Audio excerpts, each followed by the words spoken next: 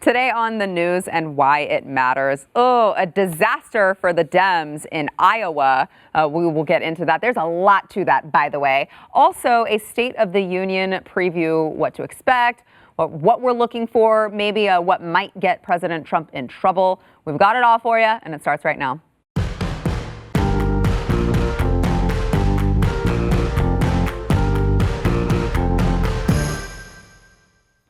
Hello.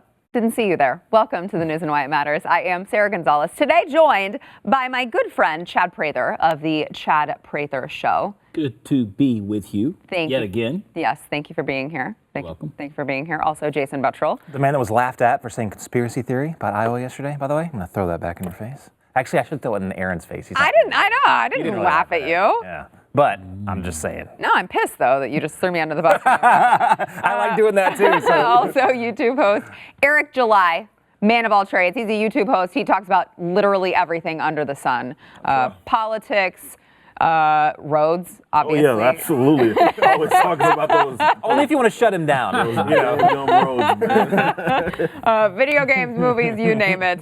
Eric July is your guy. Got a lot coming up. First, we want to thank our sponsor, Black Rifle Coffee. Now, Valentine's Day might be like a obviously made-up holiday, but your special someone is real. Show the coffee lover in your life some love with Black Rifle Coffee. What better way to show your love to your wife, maybe your mom, maybe you have a kid in college who needs the extra caffeine boost. Whatever the case may be, Black Rifle is your go-to. Now through Valentine's Day, save 20% on a selection of coffee and gear and find the perfect gift for the special someone in your life. Or, maybe just get it for yourself. We're not going to judge you here at BlazeTV. Black Rifle Coffee, of course, we talk about this all the time, is a veteran-owned and operated premium small batch roast-to-order coffee company for patriots. It is for patriots only and patriots in your life. They don't roast anything until you order it, and they have the highest quality beans from around the world. So you are getting the freshest coffee available. You can also do the Black Rifle Coffee Club, which you choose the amount and the blends that you like, and they give it to you at a special discounted price. You get it shipped directly to your home or office every month. You can go to blackriflecoffee.com/Y. That is blackriflecoffee.com/Y. If you enter discount code Y, you'll get 20% off. That includes the Black Rifle Coffee Club. That's a discount on top of a discount for those of you who can't do math very well. I suggest you take advantage of it. blackriflecoffee.com/Y, promo code Y. All right, the Iowa caucus, I would just like to just disclaimer here. At the time of this taping, we still don't have the results of the Iowa caucus on the Democrat side. I believe they are slated to come out literally right before this show airs, which is really, really great timing for us. But what we are going to talk about is the complete disaster that happened last night. Of course, the Democrats were using a new tabulation app. It's called Shadow. There was a lot of confusion last night when they were having problems reporting the results through this app. People were having to call in. They were being placed on hold. And there was an article that I saw from the New York Times that said, this app that everyone's using to report these results in Iowa, apparently nobody knows who owns it. Nobody knows who created it. Nobody knows who has access to it. And I thought, gee, what could possibly go wrong, especially with that whole Russia's trying to interfere in our election business. But today it came out that this application is called Shadow, and it is founded by former members of the Clinton campaign. So that's good news, Chad. I mean, it's definitely people that were associated with someone you really can trust. Yeah, it's called Shadow. It's called Shadow. I mean, what could be wrong with that? I mean, who knew a caucus could get this hard, right? I'm just here for the soft caucus jokes. Look, What a day for Chad Prather to be on. I'm telling you, the DNC, they're such cock blocks. This is what happens when you count ballots using Common Core math. It really is. Yeah. And what I've discovered is anything that the Dems will blame the right for doing is what they're doing. Mm-hmm. It just has proven over and over and over again. If someone is continually accusing you of something, it's probably because they're guilty of it themselves. Is that happening in Iowa? Well, right now we don't know. But I personally think that this is a big old sham and a scam against Bernie Sanders and his campaign. Bernie's scary enough, but let's face it, this is going to be a war all the way down to the end when it comes to the DNC. And that's how his supporters are taking it. But you can't blame Bernie because he was screwed in the 2016 election. They feel like he's getting screwed now. I was saying yesterday, like I was talking about before, that it seemed like there was a whole lot of air quotes when that poll didn't come out in the paper. Register. It was like, oops, you know what I mean? Yeah. We didn't mean to do that. And then it got leaked out later that, of course, Bernie was in the lead there. Biden was way down the list. The establishment pick was way down the list.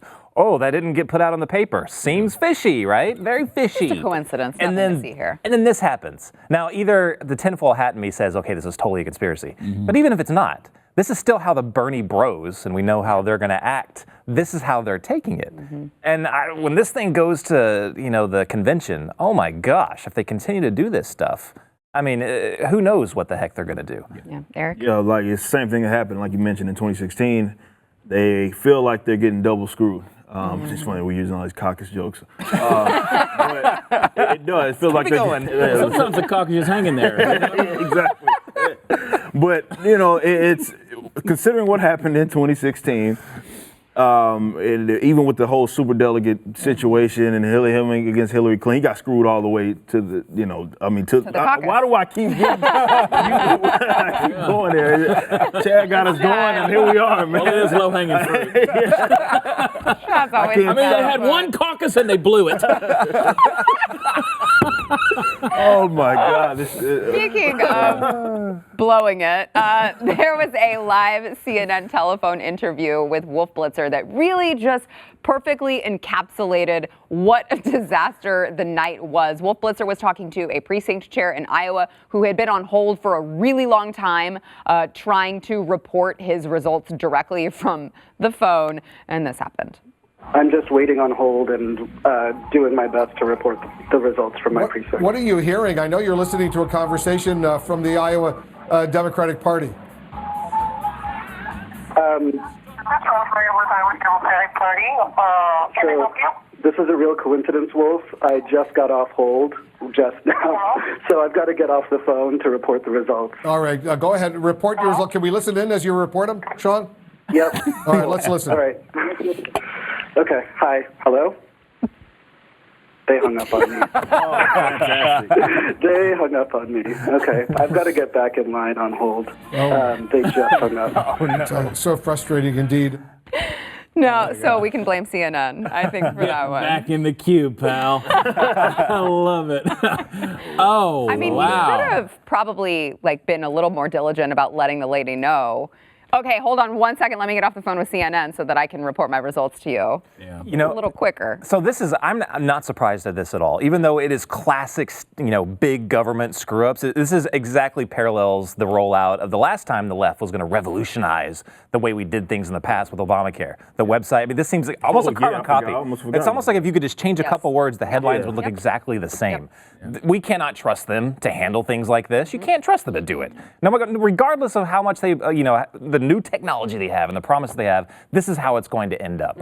But this is not the big story, in my opinion. They had low turnout. Yep, They had less than 2016. It was a low turnout from them. Actually, amazing turnout for the incumbent president. Right. So they came out. Why would you go out? You know who the nominee is. Why would you even, get dressed, get in the car, and drive out there when you know that he's the incumbent? He's got it anyway. It's because the excitement level is on Donald Trump's side. It's on the right side. People see him getting attacked unfairly, ridiculously. People are pissed off. People that were in the middle that were like, I don't know which way to go, now see him getting attacked, and they're like, screw it, we're going out, we're going to show wild support for him. Meanwhile, on the left side, you've got a grumpy socialist. You've got another socialist, which her entire campaign is built off of, a Sarah McLachlan sad puppy ad, like In the Arms of the Angels playing in the background. She's a victim. Oh my gosh, vote for me. And then a few people that they're not quite, well, at least they don't want to take our choices away. So maybe we'll vote for them. Well, they want to take some of your choices away. But not all of them, like the other two, grumpy socialists and Sarah McLachlan socialists. And they're like, okay, well, what do we do? Screw it, So some of them didn't even show up, and some of them are so scattered. Look, we are sitting pretty in this next election if this is any indication whatsoever. And I hope Bernie Sanders takes it so much because we destroy him in the general. Yeah, as Jason mentioned, Eric, turnout is on pace to definitely not to exceed 2016, just to kind of be, the same. And you look at who they were running at that particular point in time, and you had, at the time, two of the most unfavorable candidates ever in Hillary Clinton. Right. Now, you still can't get a turnout higher. What does that say to you about I think it says a lot. I mean, candidates? it's funny. We were talking about this a few weeks back, certainly when all the impeachment stuff really got going, and we were trying to figure out how is this going to affect the presidency in terms of the next election cycle.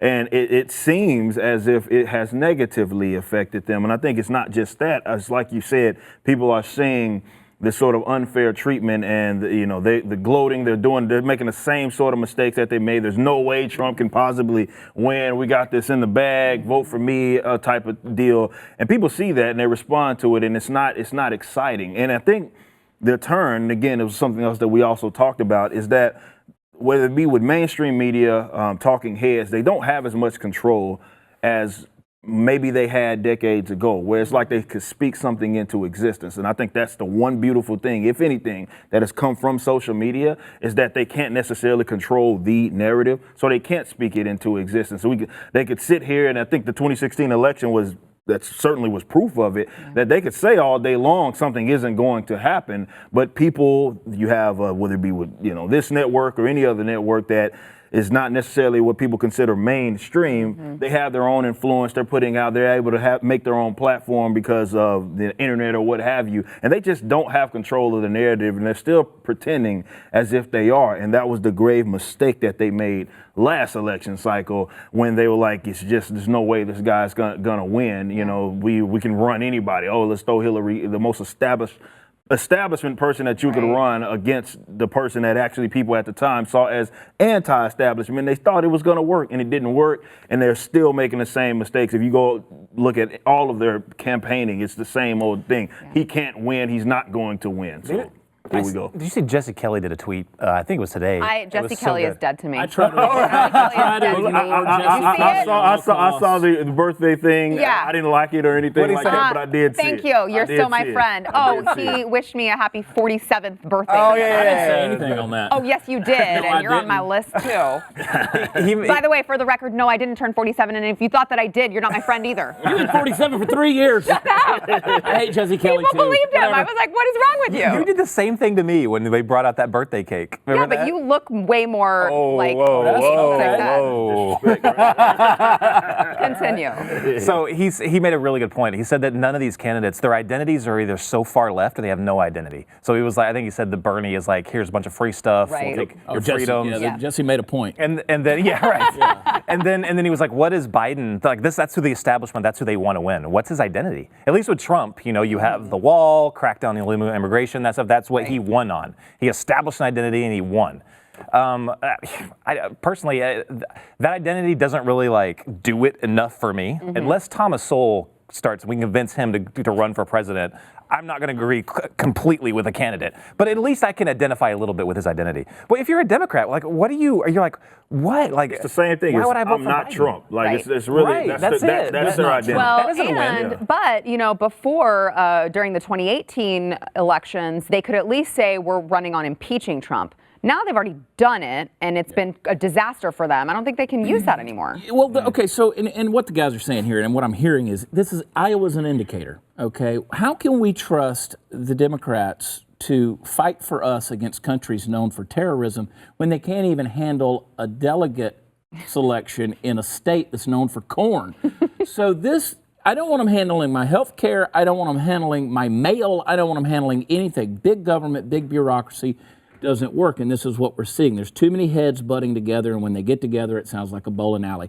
They've had 3 years. They focused on collusion. They focused on Russia, Mueller, impeachment, Ukraine, all of these different things.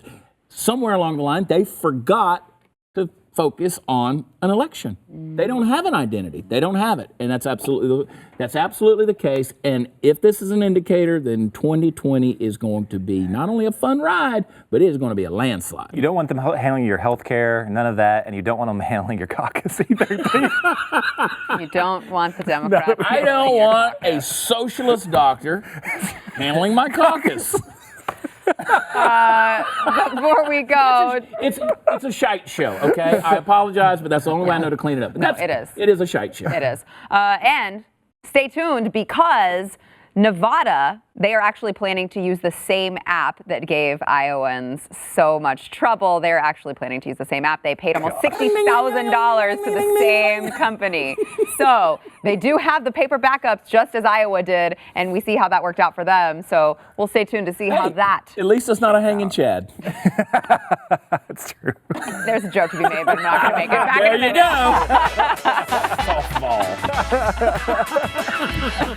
It got you about right here, and I was like,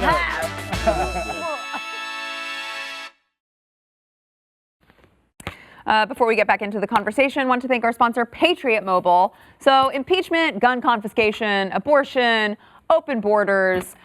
This is the future that the left is planning for you. And they're funded, believe it or not, by major corporations like Verizon, AT&T, the places that you are spending your money. You're paying your cell phone bill. You're actually funding the machine trying to destroy our Constitution, our values, and our country. So you're doing that every time that you pay your phone bill or you pick up the phone. There is one particular phone company who is partnering with you to save the country. It is Patriot Mobile. Patriot Mobile is the only company protecting the Constitution and American values with every call you make by donating a portion of your bill to conservative causes, not to all of those things that are ruining the country. They are also participating in the March for Life and the Pro-Life Summit. Starting at just $25, plans come with unlimited talk, text, and the same reliable nationwide service with no hidden fees. You can go to patriotmobile.com/news. You can enter offer code NEWS. You will get a free month of service and a free gift. Ooh, I don't even know what it is. I want to know what it is. When you open a new line, you can also call 877-367-7524 if you still use phones for their intended purpose of like actually picking up the phone and calling. We got to stick together these days. All right. It's getting rough out there. So you got to go to patriotmobile.com/news. That is patriotmobile.com/news, promo code NEWS. All right. So before we move on to the State of the Union and what you guys are looking for, what you think President Trump is going to do, I do want to just to wrap up the Iowa caucus debacle last night. Did think it was very interesting that there were several different candidates who just kind of claimed victory, even though they're like obviously the results still haven't come out as of the time of this taping. There were no results that actually came out that were definitive, and still you had people like Pete Buttigieg saying stuff like this. We heard you say we're going on to New Hampshire victorious, but how can you do that when the official results are not in? Shouldn't you wait? Well, we have the results from our organization, and if you look at what we were able to do, what happened last night, the fact that this campaign was able to gather support in urban, suburban, and rural areas alike, in counties that Hillary Clinton won, counties that Donald Trump won, we are thrilled and absolutely consider that a victory.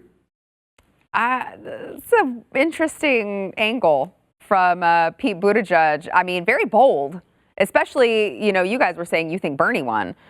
Yeah. That's not good optics if you come out and say we declare victory and then later it comes out that Bernie actually won. Yeah, well, what you have to remember is we're living in the day and age of participation trophies. You don't ever have to actually win in order to claim that you won something, and that's what he just did. This is a postmodern society. It is all relative. Actual votes don't count. Yes, 100% might be counted, but maybe 212% of the people were actually involved. We don't know. I mean, perhaps everybody's getting a multiple vote based on how many genders they identify as. It doesn't matter. It's all relative. And we laugh, and while we do, this is the type of mindset. You just interpret reality however you want to.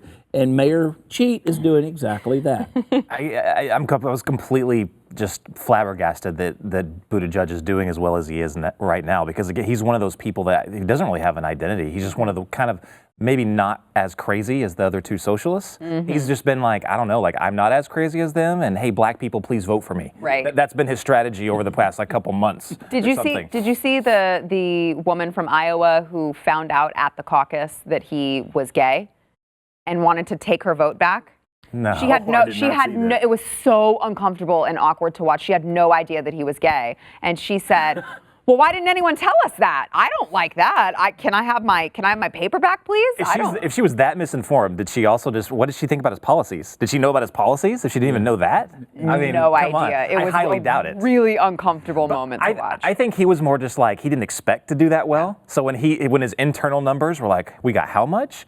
Yay, we did it. You know, and he was just so excited. He probably just came out. Which was kind of Klobuchar's take as well. You know, she went out and gave what sounded a lot like a victory speech, which was basically like, well, we did way better than we thought we would, guys. All right, onward and upward. Eric, well, I think out of that whole entire thing, the thing that was interesting was because when they were talking about that whole shadow app, it wasn't just Hillary that they were saying that there was a connection to, it was Pete as well. Yeah. So I think that was, I mean, we could talk conspiracy theories all day long, but that's please. a little weird. I love me that, you know, if he does have a connection to this app and he's like, hey, man, we won. Well, we know internally. You know, we won, you know what I mean? And then there's all inconsistencies in the numbers. Like, that's the way I was looking at it. I was like, this seems a little crooked, or something snaky is really going on. Did he win, or is he just claiming victory because he can? You know what I mean? It's like, I don't know if it's rigged or what have you, but that's the way I was taking it. It was less about like Hillary's connection to it or anything like that, which, yes,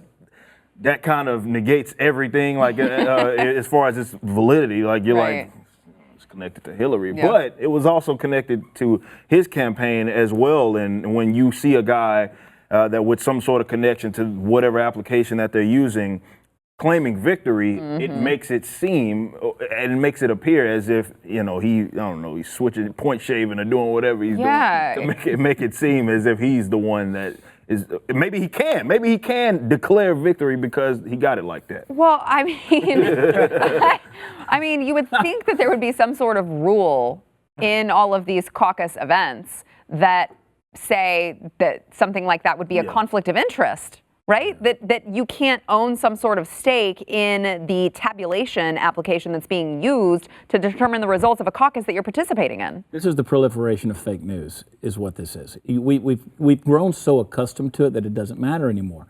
You can come out, you can claim victory, you can interpret results however you want to Eric's point. I mean, you're exactly right. I mean, it started trending last night on Twitter that Mayor Pete is now not only Mayor Cheat, but he's a CIA operative. I mean, that's the thing these days. Everybody's a CIA operative.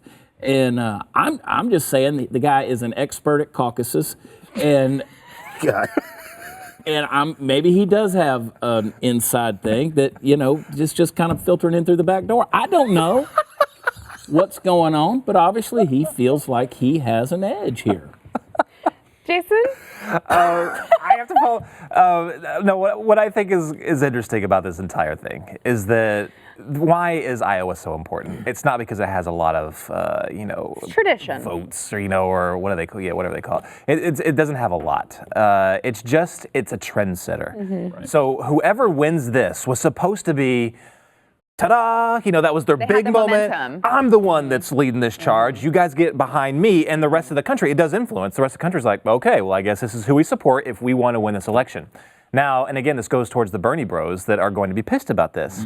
He was denied that grand ta-da moment. This was supposed to be what carried him over to get the the electoral votes to do this. Yeah. But that's not going to happen now. So what, do they reset? And what is New Hampshire next? I think. Yeah. Now do they go to New Hampshire and that's the ta-da moment? Or has it just been blown?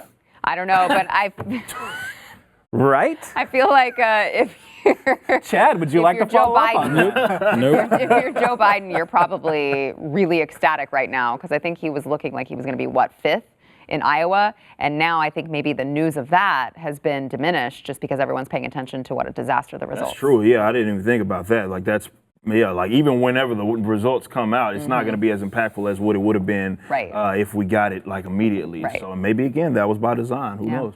You two would have a lot to talk about off air. Put mine on too, man. Right with you. You sure you don't want to sneak one more in there? Yeah. Before we go into overtime, would like to remind you guys, if you have not yet heard, we've got State of the Union coverage coming up tonight. Glenn Beck will be doing the introduction. He's going to go in and watch the State of the Union actually on the floor. And Eric Bolling will be taking over. We've got Phil Robertson and Steven Crowder coming by, and Bill O'Reilly. Bill O'Reilly is also going to be a guest. You can use promo code SOTU to get $20 off of an annual subscription at BlazeTV. We're going to talk about the State of the Union next on Overtime.